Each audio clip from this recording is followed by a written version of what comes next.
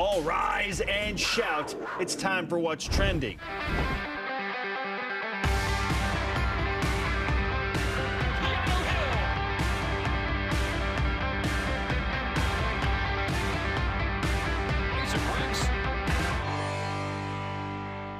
The final tour of Independence, producing an 8-5 record for BYU football. Not a bad way to end Independence if you look at the last 3 years, Dave. 11 wins, 10 wins, 8 wins.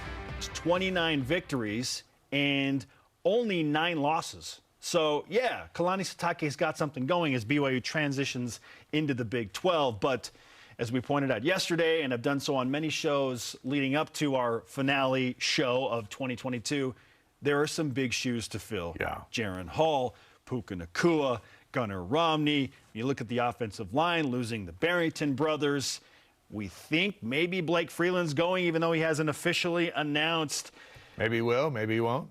Yeah, and then the running back situation. There are so many questions about the BYU football depth chart, specifically on the offensive side, so why not lay it out? And we ask all of you to tell us, does this look like a Big 12 offense as currently constituted? It starts, obviously, with the man we talked to yesterday, Kedon Slovis, a quarterback. Thank you to everybody who watched the show yesterday and then watched the interview through social media. I think the whole world watched it.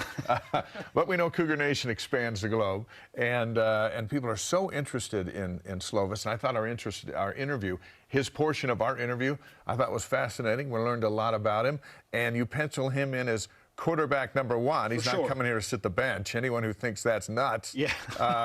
So he's coming in to be the quarterback and solidify that spot.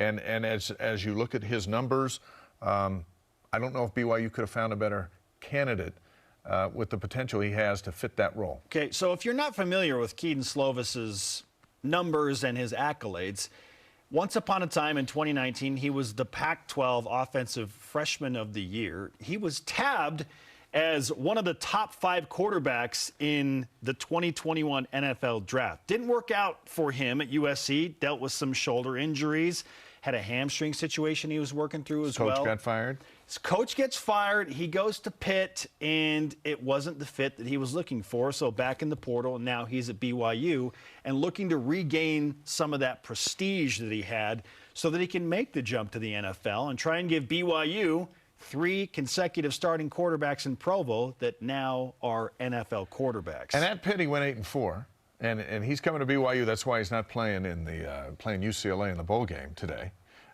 For the Panthers. Against 10 P5s, he went 8-4. If we go 8-4 next year, they'll have a parade for him. so he's not a bust. He just didn't go 12-0. It's like, why isn't he 12-0? Why would we want him? 8-4 under the circumstances at Pittsburgh. That's a good year for Pittsburgh. But for him, he had one more year to get better for the NFL, and he thought BYU. Sure. Without question, he is a Power 5 quarterback. Yeah. Okay? So BYU's got their starting quarterback position figured out. After that, we'll see. Maybe there are some pieces that still need to come into play to shore up the depth there with a JUCO kid potentially. Cade Finnegan and Soljae Maiava-Peters are there. So we think that maybe there's one more piece to go into the quarterback room. I hope there is, Dave, because I think BYU needs one more guy. And you know it, I know it, Aaron Roderick knows it. There's going to be another piece. They just can't go like this last season with a gulf difference between the starter and who's got to replace him after the starter gets hurt. Got to have some more Lesson quarterback learned. depth. Yes, you can't go into a game and think, oh, man, if the starter gets hurt, then what? Because you know what? You can't call a game with half your mind thinking, I got to protect the starter, because if he gets hurt, I'm hosed. Like the month of October. There was nothing after Jaron Hall, so I can't do all my plays. I can't have him running all over the field. He's got a hurt shoulder, and I don't have anyone backing him up. Well, you've got to have someone backing him up so you can go, here's the playbook to beat Oklahoma, no matter who my quarterback is, and then run it. Yeah, so there are certainly some questions and things that still need to be figured out as far as quarterback depth goes. What about the running backs room? Christopher Brooks moves on after his final year, came over as a transfer from Cal. It's now Aidan Robbins. We saw flashes of brilliance from Miles Davis and Hinckley Ropati. Does that feel like a Power 5 running backs room is currently constituted? We're going to talk to Aidan in just a little bit on the show today. Comes in, 1,000-yard rusher from UNLV, running behind UNLV's line, not behind a BYU line. A couple of years at Louisville, didn't play much. Went to UNLV. He's got his degree. Graduated in 3 years from Louisville. He's got 2 years, I think, to play football at BYU if he wants. 6'3", 230. That's good. That's the size of a Big 12 running back. Can he do it? We hope so. I've heard the BYU coaches give Harvey Unga a tough time because Aidan Robbins is very, very similar stature-wise to how Harvey was. Yeah. But they're like, oh, but Harv, like, he's actually fast, you know? and Harv ran for a slow, what, couple thousand yards, 3,000 yards? 3,500 yards in his BYU career, and he did so in 3 years. That could be the diamond right there. All right. So I'm okay with the running back situation. You always want more depth there. Especially with the injury situation that Miles Davis went through. He was nicked up, it felt like, a lot of the year. And maybe we're just scratching the surface with Rapati.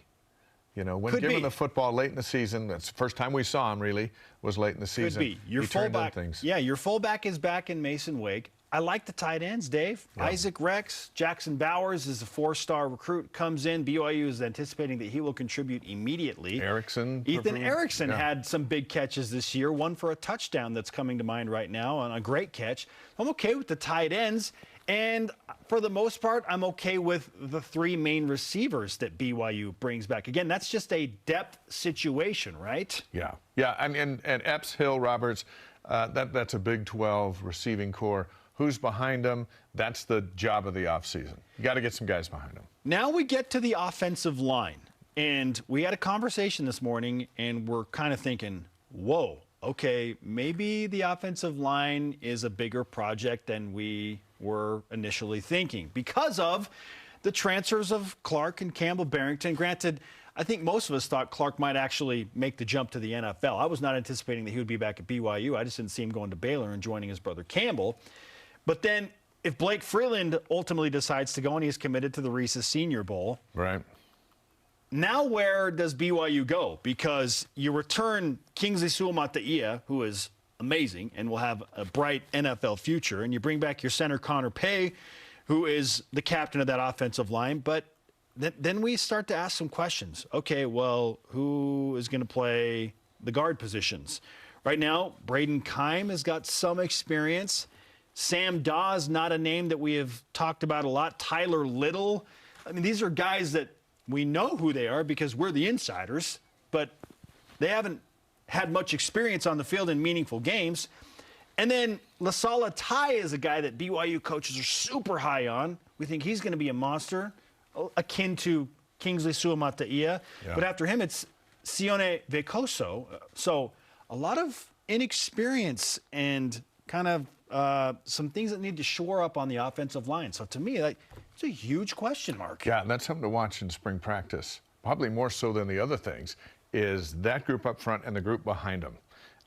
Again, depth is so important on the defensive line and on the offensive line. And we'll spend time on the defense on another day. We're going to give them some more time to get some more guys because I think there's more to do on the defensive side. Oh, they're bringing in a ton of guys from the transfer portal as we speak. And a ton of coaches with different philosophies that all look optimistic and good. But that offensive line, I think, is going to be the storyline of spring. Does it feel like a Power 5 offense right now for BYU? I think it does. I think it looks like one on paper. Can they play like one? We'll see against Arkansas, third week of the season.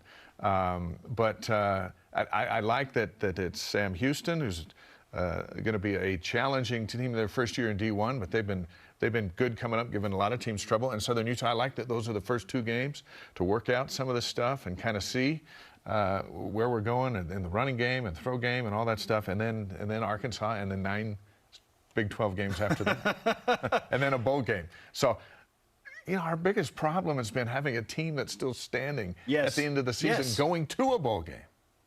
We are 23 guys down for the New Mexico Bowl. Well, let's say we were in the Cheez-It Bowl last night with 23 guys down. We'd get killed. Yikes. So, got to be healthy to start, got to have depth to be healthy in the middle, and you got to still have a team at the end because you just might be playing for something that you haven't had a chance to play for in so many years. You talked to both of the teams that most recently made a Group of 5 to Power 5 transition, and I'm speaking specifically of TCU and Utah, and their coaches say the same thing. We felt really good about our ones, our starters, when we got to the Power 5 scenario. But behind them, that was where the big questions remained. Yeah. Like, okay, well, what if our starters or a few of these guys get hurt? Then what?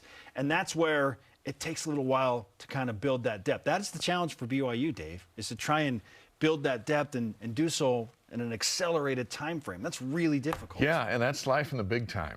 And this is what they've hoped for so long, and it is going to be hard. And that's what you got to do. And we've seen teams elevate from non-P5 to P5, and it's taken some time, and TCU's playing in the playoff. You know, it can be done, but it's not easy, and that's the challenge, which is so much better than, let's say, we're looking at another independent schedule coming up next fall. Certainly. And everyone else is moving on, but BYU's not. I think then we'd be saying the sky's falling. Instead, that's the mountain to climb, and we get to climb it. Our biggest question mark as BYU tries to climb that mountain, clearly on the offensive line right now. Yeah. Where do you, and we'll finish out with this, where do you feel the most confident about any individual position group for BYU on the offensive side right now? A quarterback. Okay. Straight up with Slovis. With everything that we talked about yesterday, here's a guy that's played 34 P5 games in his career, and he's won more than he's lost. And we're going into a P5 league for the first time. So there's a guy to follow, and I think that's what makes him the biggest asset in the locker room. Okay. Who's going to protect the guy you feel the most confident? Yeah. We got to keep him upright and keep him throwing. Who's going to protect that guy? Big storylines all over the board as we close out 2022. Certainly Kedon Slovis coming in as the next guy is one of the bigger stories to close out this year. And we now move to Voice of the Nation because we want you to answer a similar question. What, in your opinion, is the biggest BYU Sports story of 2022? Cougar Stats on Twitter answers, casting off the shackles of independence. Yeah, the final Independence tour is now done. BYU wins 8 games, 4-game win streak to close it out. Independence was so good because it brought BYU to this place. It was the proper middle ground. Yeah. It gave BYU exactly what they were hoping for back in 2011. And we had a good time. We went all over the place. You know, Cougar Nation expanded because the team went to so many more places. This show, BYU Sports Nation, happened in large part because of independence. Yeah. And the freedom to go and do more sports content on BYUtv. How about game day? Expanded to 2 hours. Build a set across in Cougar Canyon where The Rock all comes and celebrates, like our friends at ESPN. You know, they do it right. Let's do it like them. Just even the high definition technology of our broadcasts have elevated through independence and the commitment to do it. And all you have to do is look at our broadcast tomorrow night and compare it to just about anything we see that's not named ESPN Mothership. And it's just, everything's been elevated. BYUtv's elevated right with the football program, right with the university. Look at Mark Pope's roster. Look at where they're from. They're from all over the world. You know, independence has taken BYU everywhere. Independence has been awesome and has been hard, but it's delivered in the end. And great things still to come, for sure, in 2023. At TrueBlue BYU 1984 on Twitter says, preparing to go to the Big 12 Conference. Yes, the 2022 football season specifically, in large part, was a litmus test and this preparatory stage to see how BYU could handle a tough schedule, knowing what's coming down the pipeline, that Power 5 pipeline. And there are some concerns, for sure. How does BYU stay healthy?